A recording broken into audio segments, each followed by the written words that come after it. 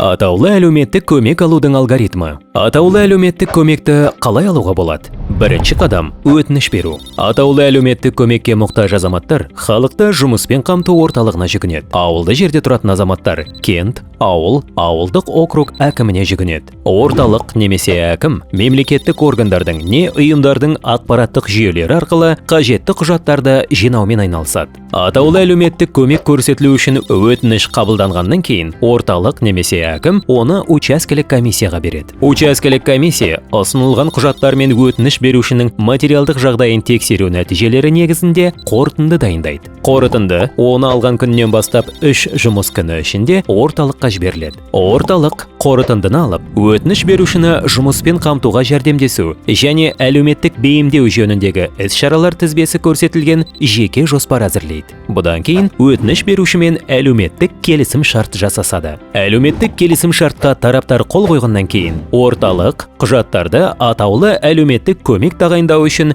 уәкілетті органға жібереді. Бұл өтініш берушінің құжаттары, атаулы әлеуметтік көмек тағайындау туралы шешімінің жобасы және тараптар қол қойған әлеуметтік келісім шарт. Уәкілетті орган атаулы әлеуметтік көмек тағайындау немесе оны тағайындаудан бас тарту туралы шешім қабылдайды. Қабылданған шешім туралы орталық немесе әкім арқылы жазбаша хабарлайды. Өтініш берушіге атаулы әлеуметтік көмекті тағайындаудан бас тартқан жағдайда, оның себептері хабарламада міндетті түрде көрсетіледі. Атаулы әлеуметтік көмек тағайындау немесе оны тағайындаудан бас тарту туралы өтініш берушіге орталық немесе әкімнің өзі хабарлайды. Атаулы әлеуметтік көмек тағайындау рәсімдері туралы толығырақ 111 телефон нөмірі бойынша кол орталыққа қоңырау шалу арқылы біле аласыздар.